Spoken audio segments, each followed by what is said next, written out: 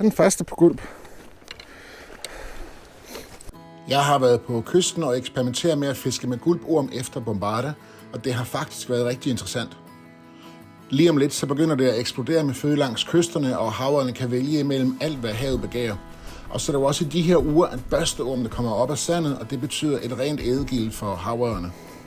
Der er forskellige variationer af gulpormene, men jeg har valgt en model i rød, der hedder Fat Sandworm.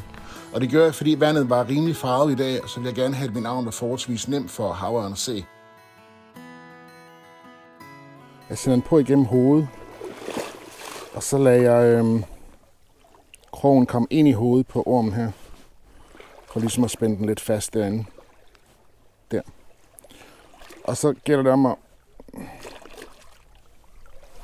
have nok af den hængende bagud, til den kan være levende. Ja, det består kun det. Stanglængden, den er naturligvis ret vigtig, når man fisker med bombarder. Jeg har brugt en almindelig 10-fods stang her i dag, men så har jeg valgt at fiske med en flydende bombarder og en cirka 2,5 meter lang forfangsline ned til krogen. Krogen skal helst være bundet løs, så den kan bevæge sig frit i vandet. Jeg testede forskellige kroge, men endte med at bruge en størrelse 4, som ikke var vægtet. Når man fisker med gulp, så er det bare super vigtigt at fiske rigtig langsomt, for at replikere, hvordan de rigtige orme de bevæger sig i vandet. Og når man føler et hug, jamen, så er det en god idé enten at spinde langsomt videre eller lave et spinstop, indtil man er sikker på, at fisken har slugt ormen.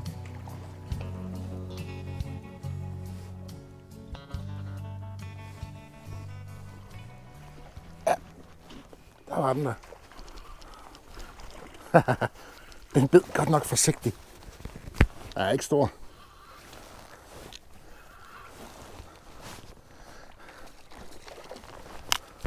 Ja. Fantastisk. Og ja, så er jeg på vej.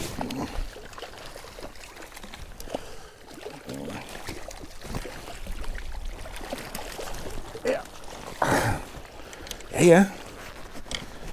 Den første på gulp.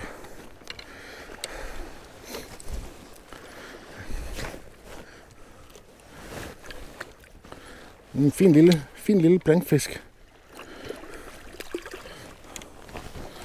Og spørgsmålet er, hvordan vi kan få dig.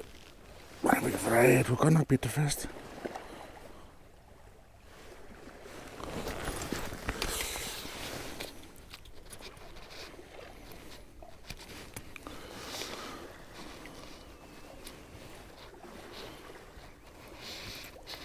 Den blev meget forsigtig. Men det var godt nok sluk. Og det var den. Godt nok sluk den langt den.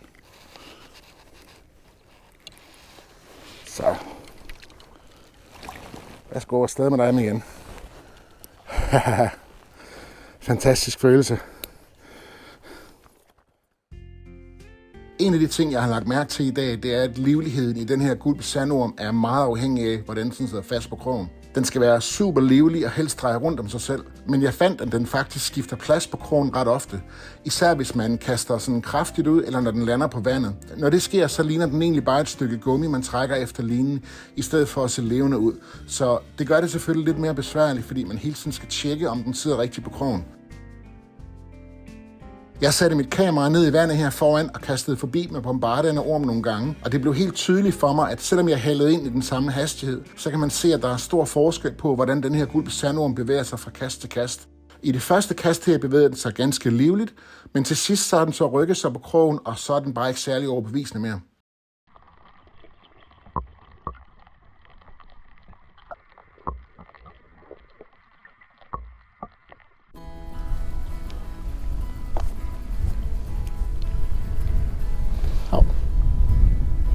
Der var i hvert fald et hug der.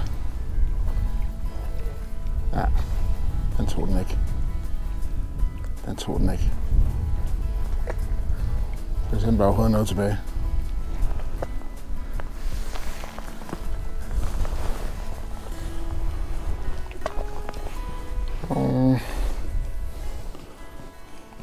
På dagens tur havde jeg 3 fisk på krogen, men kun den ene kom op af vandet. Og det var simpelthen fordi, det ikke lykkedes mig at kroge det sidste rigtigt. Så jeg skal ud igen, og næste gang tænker jeg, at jeg vil forsøge at fiske med guld børsteorm i stedet for. De er lidt større, og jeg tænker, at de måske derfor har mere bevægelighed under vandet.